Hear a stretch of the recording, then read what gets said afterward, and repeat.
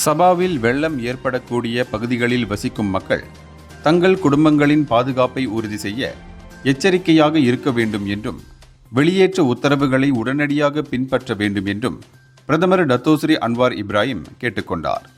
மீட்புப் பணிகளை தீவிரப்படுத்தவும் பாதிக்கப்பட்டவர்களின் நலனை உறுதி செய்யவும் நிலைமை சீராகும் வரை அத்தியாவசிய பொருட்களை வழங்கவும் அவர் அதிகாரிகளையும் பாதுகாப்பு அமைப்புகளையும் கேட்டுக்கொண்டார்.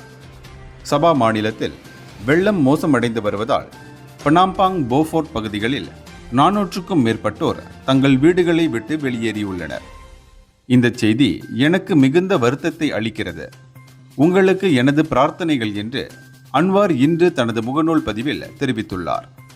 மாநில பேரிடர் மேலாண்மை குழுவின்படி நேற்றிரவு 154 பேராக இருந்த வெளியேற்றப்பட்டவர்களின் எண்ணிக்கை இன்று காலை 110 குடும்பங்களைச் சேர்ந்த 409 பேராக அதிகரித்துள்ளது.